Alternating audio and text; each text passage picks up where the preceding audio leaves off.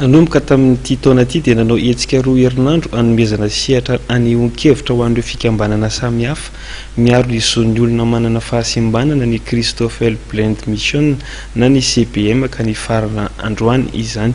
Ny Ravakarandramanalina sy Mambra Soanevo no mitondrantsika izay fanadidina izay.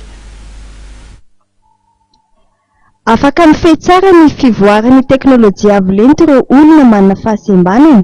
Raha ho an'i Madagasikara, ahitana taratra izany ny fisian'ireo ivon-toerana misahana ny olona sembana ara-pahitana sy ara-pianina miisa 4 izay miara-miasa amin'ny CBM eto Madagasikara ka manome fiofanana mikasika ny fampiasana informatika manomboka amin'ny kilasy garabola. Io no fanazavana netindramatoa Eli Rabeniara na solitena ny CBM eto Madagasikara mikasika ny lohahevitra ny fankalazana ny andro iraisam-pirenena momba ny fanajana ny zon'olona manana fahasembanana ankalazaina isaky ny 3 Desambra izay mivono hoe fampandrosoana maharitra fampiarana ny teknôlôjia. Mitaky fifehezana ary izany hoe ny olona manana fahasembanana zavatra tsara ho fantatritsika dia misy sens anankiray izay tena matanjaka be ao anatiny. Ohatra fotsiny ary zareo osara-pahitana dia ny mémoire na ny fitadidiana tena matanjaka be ary ho amin'ny mbola nara-pianona na amin'ny marenina dia ny observation ny fampiasana maso ary izay tena hita mivantana mihitsy amin'ny resaka fampiasana ny teknôlôjia.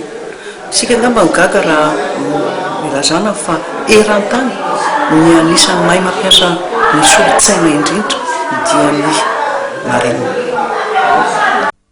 Ilana finaivana politika efa mpampiasa sy ireo mpiara-miombona antoka isa-tsokajy ny fampidirana ireo olona manana fahasembanana eo amin'ny sehatry ny asa ka ahatonga azy ireo tsy ho vesatra eo anivony ny fiarahamonina. Zavatra tiana CBM ifampizarana hampiray ombina antoka rehetra raha vao miresaka hoe tontolo ny asantsika dia zatra foana mieritreritra hoe fiofanana arak'asa.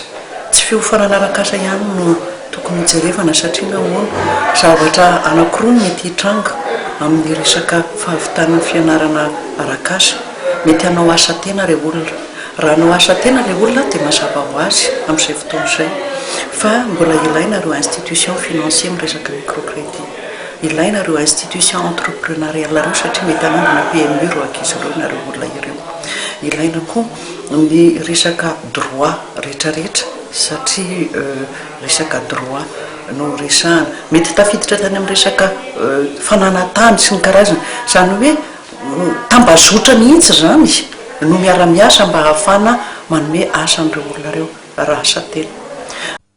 Tafiditra ao anatin'ny fankalazana ny andro iraisam-pirenena momba ny fampiarana ny zon'olona manana fahasembanana dia misy ny hetsika fanentanana mandritra ny herinandro izay ny farana androany nokarakarainy ny CBM. Nisy eo tamin'ny alalana ny fanomezana sehatra faneho-kevitra eo an'ireo fikambanana mpiarana ny zon'olona sembana izany ka notanterahana tamin'ny alalana ireo aina aman-jery sy ny gazety an-tsoratra samihafa.